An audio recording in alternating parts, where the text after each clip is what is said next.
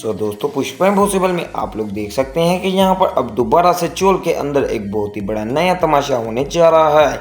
जैसा कि आप सबको याद होगा कि प्रोफेसर शास्त्री के बारे में सारे केस चल रहे थे, लेकिन दोस्तों इतनी ही देर में जब यहाँ पर कदामनी चोल के अंदर आने वाली है तो पुष्पा से कहती है कि हाँ भाई पुष्पा, क्यों यहाँ पर मटका तोड़ने वाला कंपटीशन ना किया जाए। तो साथ ही पुष्पा कहती है कि ठीक है कदामनी, कह तो बिल्कुल तू ठीक रही है, लेकिन इसके पीछे मेरी एक शर्त है। अगर तू वो मेरी शर्त मान लेगी तो मैं तेरे साथ मटका तोड़ने वाला कंपटीशन खेल लूंगी। अब दोस्तों कादम्बरी कहती है कि ऐसी कौन सी शर्त है। तो दोस्तों पुष्पा कहने वाली है कि कादम्बरी, अगर तू हार गई तो तुझे यहाँ पर अपनी दुम दबाकर जाना पड़ेगा चोल से और हमेशा के लिए बाहर रहना पड़ेगा। तो दोस्तों कादम्बरी कहती है कि पुष्पा, अगर तेरी शर्त है तो मेरी भी शर्त तो लाजमी ही होगी ना। बात तो ये है कि अगर मैं तेरी एक बात मानूंगी तो तुझे भी मेरी एक बात माननी पड़ेगी। वो जो यहाँ पर मैंने इस पेपर के अंदर बात लिख दी है, अगर मैं यहाँ पर जीत गई तो इस पेपर को खोल के देख लें, जो भी होगा फिर तुझे वो मानना पड़ेगा। वो खैर दोस्तों मैं आपको अभी बता देता हूँ उस पेपर में क्या लिखा होगा।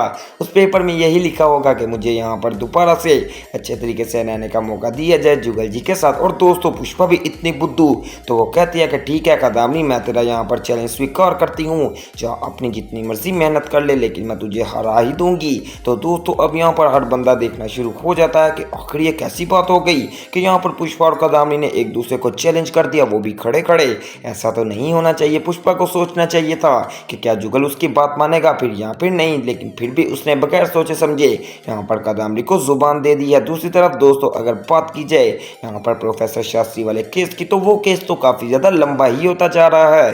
दरअसल दोस्तों यहाँ पर आज दूसरा दिन है कोर्ट का, क्योंकि ये जो फैसले हैं वो 3 दिन के अंदर हो जाते हैं। अब दोस्तों दूसरे दिन के अंदर यहाँ पर जो मोहिनी जी होती हैं वो बुलवा लेने वाली हैं यहाँ पर सुमन जी को और कहती हैं कि ये देखिए, मैं आपको सुमन जी की तो बात छोड़ ही दीजिए, यहाँ पर जो प्रोफेसर शास्त्री हैं उन्होंने एक और लड़की को मैसेज किए हैं और उनका नाम है कोयल जी। अब दोस्तों यहाँ पर जो वो ये बात करती है और यहाँ पर जज साहब को मैसेज दिखा देती है, तो पीछे से कोयल भी देख रही होती है कि आखिर ये मैसेज तो हमारे पास थे, ये किस तरह यहाँ पर मोहिनी के पास चले गए। अब दोस्तों जब ये बात कर रही होती है कोयल अपने बेस्ट फ्रेंड से, तो पुष्पा भी देखकर काफ़ी ज़्यादा शॉक्ड हो जाती है और वो सोचती है कि लगता कोयल ने जानबूझकर ये मैसेज दे दिए हैं। हालांकि ऐसी तो कोई बात भी नहीं हुई, इसकी वजह मैं आपको बताता हूँ। दरअसल दोस्तों जो कादम्बरी है वो बहुत ही यहाँ पर बेगैरत है। जब यहाँ पर बात कर रही थी पुष्पा के साथ कोयल, तो उसने सारी वीडियो वगैरह बना ली थी और उसको यहाँ पर क्लोज करके उसका स्क्रीनशॉट लेकर अब सारे मैसेज दिखा दिए थे। तो यहाँ पर जज साहब कहते हैं कि आप बिल्कुल ठीक कह रही हैं मोहिनी जी, ये प्रोफेसर तो मुझे शक्ल से भी ऐसा लग रहा था और अब तो इसकी हरकतें भी सामने आ रही हैं। जी प्रोफेसर शास्त्री, आप इसके बारे में कुछ कहना चाहेंगे। तो दोस्तों प्रोफेसर कहता है कि माय लॉर्ड, मुझे भी तो बोलने का मौका दिया जाए, मैं आपको ये सारी बात क्लियर कर देता हूँ। दरअसल हुआ कुछ यूँ कि आप कह रहे हैं कि मैंने मैसेज किया, तो ऐसा नहीं हो सकता कि कोई और मेरा मोबाइल पकड़ के मैसेज कर दे। देखिए माय लॉर्ड, मैं आपको यहाँ पर आपके फ़ोन पर मैसेज करता हूँ। अब मैंने आपको मैसेज कर दिया तो आपको हेलो का मैसेज भी पहुँच चुका है। अब यहाँ पर मेरा दिल किया तो मैं यहाँ पर मैसेज को डिलीट फॉर मी कर दूंगा। ये मैसेज मेरे से तो डिलीट हो जाएगा और आपके पास यहाँ पर हमेशा के लिए रहेगा। बिल्कुल इसी तरह किसी ने मेरा मोबाइल पकड़ा था और यहाँ पर जानबूझकर कोयल को मैसेज कर दिए थे और मेरी तरफ से डिलीट कर दिए, ताकि अगर मैं दोबारा यहाँ पर मैसेज देखना चाहूँ तो मुझे वहाँ पर कुछ शो ना हो और मैं ऐसा समझूँ जैसे मैंने किसी को मैसेज नहीं किया, लेकिन हकीकत में मुझे मेरे मोबाइल से किसी ने पकड़ के मैसेज कर दिया है। तो दोस्तों साथ ही मोहिनी जी कहती हैं कि ये कैसी बच्चों वाली बात है कि कोई यहाँ पर आएगा और यहाँ पर सीधा मैसेज भी कोयल को करेगा, और वो भी इतने घटिया घटिया, ये आप झूठ बोल रहे हैं। तो दोस्तों सुमन जी कहती हैं कि माय लॉर्ड, मैं आपसे एक बात कहना चाहती हूँ, ये प्रोफेसर बहुत ही ज़्यादा बड़ा दरिंदा है, ये यहाँ पर मुझे नहीं छोड़ा तो किसी को भी नहीं छोड़ सकता। वैसे मुझे तो इससे यही उम्मीद है। अब दोस्तों प्रोफेसर शास्त्री कहते हैं कि माय लॉर्ड, मैंने आपको यहाँ पर सबूत दे दिया है, अब आपने इसके बारे में जो समझना है आप इसके बारे में समझ सकते हैं। अब दूसरी तरफ दोस्तों यहाँ पर प्रोफेसर शास्त्री कहते हैं कि अब यहाँ पर मोहिनी ने सारी बातें कर ली हैं, अब बातें करने की बारी आ गई है मेरी। मैं यहाँ पर बुलवाना चाहूँगा पटनागर सर को और मैं बिठवा देना चाहूँगा यहाँ पर मोहिनी जी को अपनी जगह के ऊपर। तो दोस्तों अब जज कहते हैं कि ठीक है, आप बिल्कुल ठीक रहे हैं पटनागर सर आपके पास आ रहे हैं, जो आपने बात करनी है वो कर लीजिए। अब दोस्तों यहाँ पर प्रोफेसर शास्त्री जाते हैं पटनागर सर के पास और कहते हैं कि मिस्टर पटनागर, जिस दिन यहाँ पर रात को ये मामला बना था सुमन जी के साथ, आप उस वक्त कहाँ पर थे। तो साथ ही पटनागर सर कहते हैं तो मैं तो घर में सो रहा था बहुत ही ज़्यादा सुकून के साथ। तो दोस्तों यहाँ पर प्रोफेसर शास्त्री जो कि यहाँ पर अक्सर वही बात पूछा करते हैं जिसके ऊपर उनको शक हो, तो वो कहते हैं कि एक मरतबा दोबारा सोच लीजिए, क्योंकि मैंने दोबारा टाइम नहीं देना। अब दोस्तों फिर से पटनागर सर कहते हैं कि नहीं, मैं वहाँ पर नहीं था। तो दोस्तों प्रोफेसर शास्त्री कहते हैं कि ठीक है, आपने जो कहना था अब वो कह दिया। अब मैं यहाँ पर जो मेन जज हैं इनको एक वीडियो दिखाना चाहूँगा।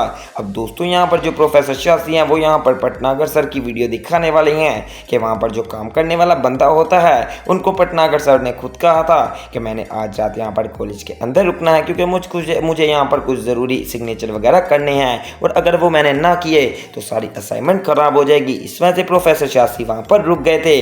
तो साथ ही पटनागर सर कहते हैं कि ये कैसी बात हो गई प्रोफेसर, मुझे कोई सबूत भी तो दो। तो दोस्तों प्रोफेसर कहते हैं कि आपने मुझे कच्चा खिलाड़ी समझा है, मैं यहाँ पर वो सारे गार्ड वगैरह को साथ लेकर आया हूँ जिनसे आपने ये बात की थी। अब दोस्तों यहाँ पर वो गाड़ी वाला ड्राइवर आ जाता है। तो प्रोफेसर कहते हैं कि तुमने डरना नहीं है और सारी बात पढ़ाओ पटनागर सर की। तो दोस्तों वो बंदा भी बता देता है कि जी हाँ, पटनागर सर ने मुझे ऐसे ही कहा था। अब दोस्तों आहिस्ता आहिस्ता करके यहाँ पर प्रोफेसर शास्त्री का पलड़ा भारी होता जा ही रहा है। अब दोस्तों हालात को भांपते हुए यहाँ पर प्रोफेसर शास्त्री कहते हैं कि माय लॉर्ड, मैं अपने यहाँ पर घनश्याम जी को भी बुलाना चाहता हूँ, वो भी कुछ बता देंगे।